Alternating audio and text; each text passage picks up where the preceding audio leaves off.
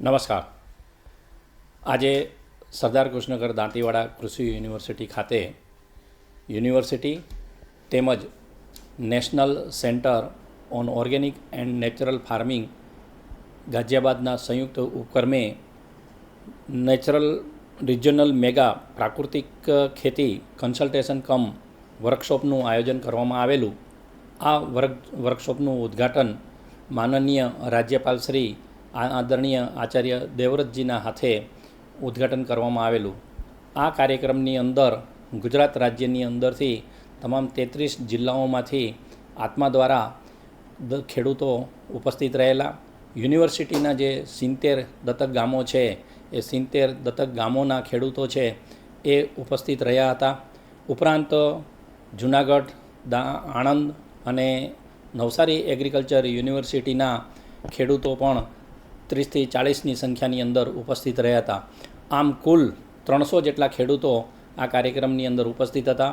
ઉપરાંત આત્મા agriculture university અને જે નેચરલ સેન્ટર છે એ સેન્ટરના રિજનલ વિસ્તાર એટલે એમ કે ગુજરાત, રાજસ્થાન, મહારાષ્ટ્ર, આંધ્રપ્રદેશ, મધ્યપ્રદેશ આમાંથી તમામ જગ્યાએથી પણ આ કાર્યક્રમ સાથે સંકળાયેલા કર્મચારીઓ ઉપસ્થિત રહ્યા હતા. મહારાષ્ટ્રના ખેડૂત પણ આની અંદર ઉપસ્થિત રહ્યા હતા. આ રીતે સંપૂર્ણ રીતે જોવા જઈએ તો ખેડૂતો, અધિકારીઓ અને વિદ્યાર્થીઓ તમામની ઉપસ્થિતિની અંદર આ કાર્યક્રમનું આયોજન કરવામાં આવેલું છે, જેથી કરીને પ્રાકૃતિક ખેતીની સમજ જે કંઈ એમ કે લોકોને જરૂરી છે એવા આ ત્રણ આયામ જે છે એ એની સાથે રહી શકે.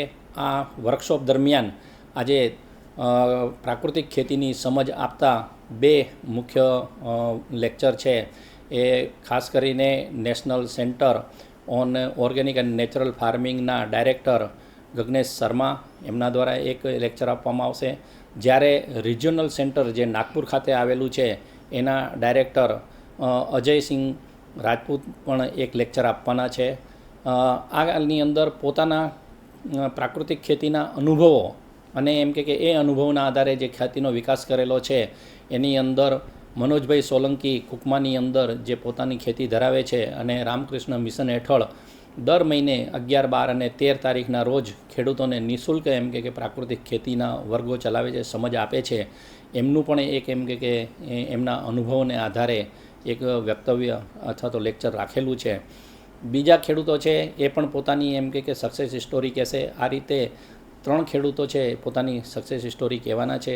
વૈજ્ઞાનિકોની અંદર વાત કરીએ તો દાંતીવાડા સરદાર કૃષ્ણગઢ દાંતીવાડા એગ્રીકલ્ચર યુનિવર્સિટી ખાતે પ્રાકૃતિક ખેતીની અંદર જે કંઈ સંશોધનો હાથ ધરવામાં આવેલા છે આ સંશોધનોને આધીન જે અમારા સહસંશોધન નિયામક શ્રી છે ડૉક્ટર CK પટેલ એ પોતે એક એમ કે સંશોધનને લગતી જે કંઈ સંશોધનો થયા એની અંદર જે પરિણામો મળ્યા છે એના ઉપર આધારિત એક લેક્ચર એ આપવાના છે.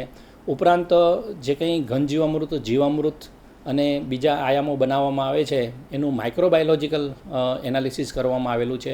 એની અંદર જે જુદા જુદા 3000 જેટલા મેટાબોલિટ્સ અને 151 જેટલા એમ કે પોષક તત્વો રહેલા છે એ બધાની સમજ છે એ માઇક્રોબાયોલોજીના પ્રોફેસર યોગેશ પટેલ દ્વારા આપવામાં આવશે. એટલે આ રીતે યુનિવર્સિટી દ્વારા પણ ખેડૂતોને અને કર્મચારીઓને બીજા એમ કે વિભાગોમાંથી લાઇન ડિપાર્ટમેન્ટમાંથી આવેલા કર્મચારીઓને આની સમજ આપવા માટેના લેક્ચરો ગોઠવવામાં આવેલા છે. આમ આ આખા વર્કશોપનું જે હાર્દ છે એ હાર્દ પ્રાકૃતિક ખેતીનો વિકાસ, પ્રાકૃતિક ખેતીની સમજ અને પ્રાકૃતિક ખેતીનો વ્યાપ વધે એ માટે કરવામાં આવેલું છે. માનનીય ગવર્નર સાહેબની ગરિમામય ઉપસ્થિતિની અંદર જ્યારે આ કાર્યક્રમનું ઉદ્ઘાટન કરવામાં આવ્યું તે સમયે ખાસ કરીને યુનિવર્સિટી દ્વારા પ્રાકૃતિક ખેતી ઉપર જે સંશોધનો હાથ ધરવામાં આવેલા છે એની માટે જે એક પુસ્તક તૈયાર કર્યું છે એ પુસ્તકનું વિમોચન કરવામાં આવ્યું.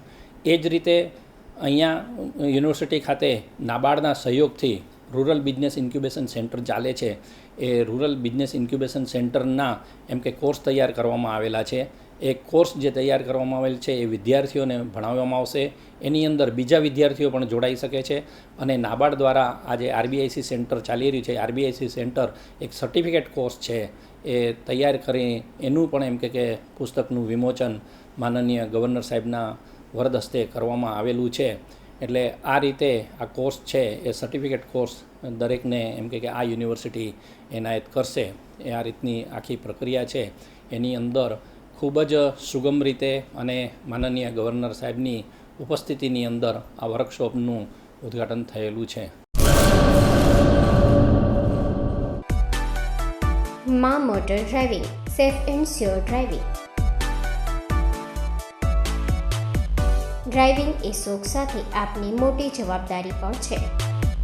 અમારા ઇન્સ્ટ્રક્ટર દ્વારા સચોટ અને સરળ માર્ગદર્શન.